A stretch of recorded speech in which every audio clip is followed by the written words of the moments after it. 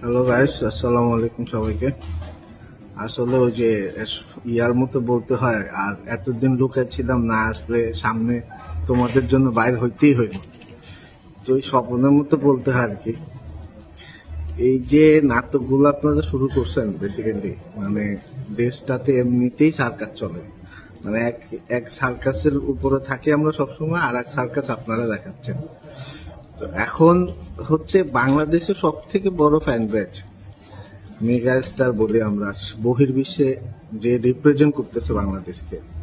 এখন আপনারা কি চান? তার মুভিটা হচ্ছে কোন রকম একটা মুভি হোক, এরকম চান, নাকি ওই যে মানুষ নাটক বানায় বলে মুভি বানাইছে এরকম মুভি চান আপনারা? মানে আপনাদের মতো করে হইতে হবে, নাকি এই 25-26 বছর ইন্ডাস্ট্রিটাকে যে বাংলা ফিল্ম ইন্ডাস্ট্রি যে ধরে রাখছে, এখন আপনারা কি বলে বোর্ড বানাইছেন, আসলে আপনাদেরকে ওইভাবে সম্মান দিতে পারতেছে না বলে আন্তরিকভাবে দুঃখিত। অন্য কথা বেরোয় আসতেছে, তাও সংযত ভাবে বলতেছি আর কি।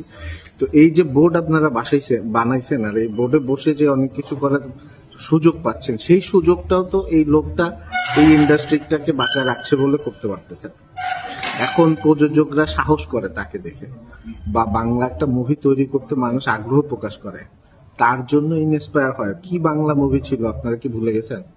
আপনারা কি ইতিহাস বাংলা মুভি আপনারা করছেন না? আপনারা যারা এই যে বোর্ডের ভিতরে সার্কাস বোর্ডের মেম্বার, যারা এই সার্কাস বোর্ডের মেম্বার, আপনারা কি প্রিভিয়াস ইতিহাস জানেন না যে প্রিভিয়াস বাংলা মুভিগুলো কিরকম আসতো? সেখান থেকে একটা মানুষ যে তার নিজের দক্ষতায় সে হচ্ছে কোন পর্যায়ে নিয়ে গেছে বাংলা মুভি, আজকে তাকে হচ্ছে আমরা যেহেতু আরব আমিরাতে বসবাস করি, এখানে সর্বোচ্চ সম্মান তাকে প্রদান করছে। সেরকম একটা মানুষকে নিয়ে তার একটা মুভি যখন আসবে, সেটা তো সেন্সিটিভ হবে, সেটা আন্তর্জাতিক ভাবে আলোচনায় আসার জন্য ওই প্ল্যানেই মেকিং করা হয়েছে। ওই প্ল্যানে তার ভবিষ্যতে সমস্ত প্রজেক্ট মেকিং করা হবে। সেটা আপনাদের টাইটেল মেনটেন আসলে কি এখন কনস্টিটিউশন হয়েছে যে মুভি ইন্ডাস্ট্রি এভাবে আসতে হবে, সেটা সবাই আমরা সম্মান জানাই। এখন তো কোনো দেশে আসলে এরকম কাটা সিটের কোনো অবস্থাই নেই, সবাই তো এই কাটা সিটা বন্ধ করে দিছে।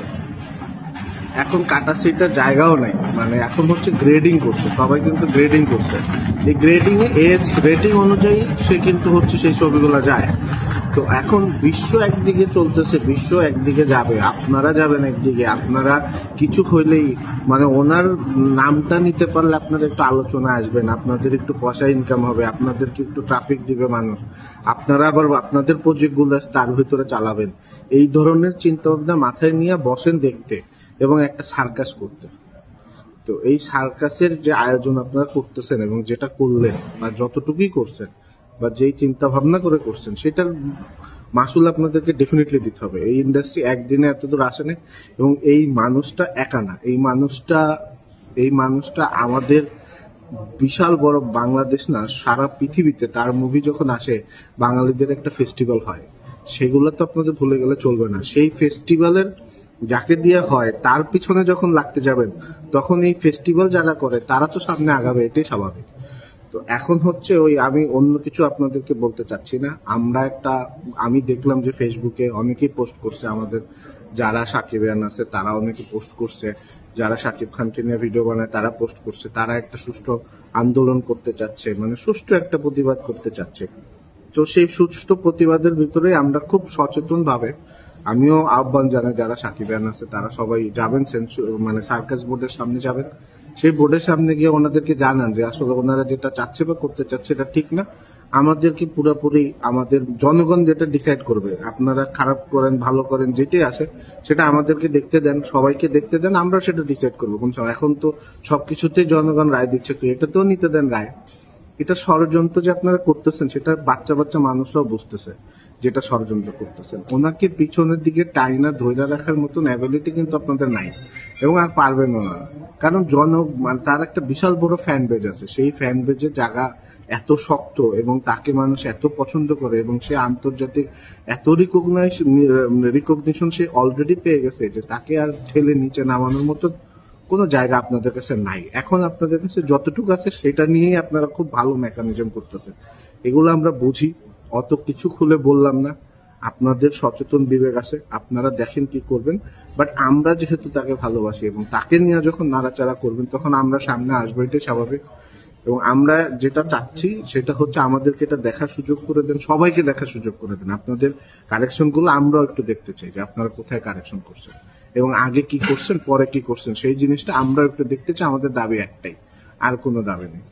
ঠিক আছে, ধন্যবাদ সকল সাকিব ভাইকে। কালকে হচ্ছে যে অনেক আমি পেজে দেখলাম, অনেক পোস্টে দেখলাম যে আগামীকালকে কোনো একটা প্রতিবাদ সবাই করতে চাচ্ছে। আপনারা স্বতঃস্ফূর্ত ভাবে যারা সাকিবিয়ান আছেন সবাই জয়েন করবেন। কোনো ধরনের আমরা একটা মেগা স্টারের ফ্যান ব্যাচ এবং একটা স্টাইলিশ মেগা স্টার যে সারা বিশ্ব রিপ্রেজেন্ট করে আমাদের কিং খান, সো তাকে আমরা রিপ্রেজেন্ট করতেছি। ডেফিনেটলি আমরা কোনো ধরনের উগ্র বা কোনো ধরনের ওই ধরনের আচরণকারী না।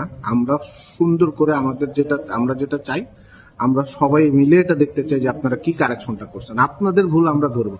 এখন ধরেন আপনারা হচ্ছে সার্কাস বোর্ড বানাইছেন, ধরেন 10 জন মিলে, আপনাদের অভিজ্ঞতা আছে। তো সেই ক্ষেত্রে আমাদের এই লক্ষ লক্ষ সাকিবিয়ান বা লক্ষ লক্ষ মানুষ, আমরা সবাই মিলে তো আপনাদের একজনের থেকে বেশি বুঝি। তো আমরা চাই, আমরাও একটু বুঝে দেখতে চাই যে আপনারা কোথায় কি করলেন এবং এটা কিভাবে করলে, কিভাবে সামনে আনলে কতটুকু ক্ষতি আপনাদের হইতো, কতটুকু ক্ষতি জনগণের হইতো। ধন্যবাদ সবাইকে, ভালো থাকবেন।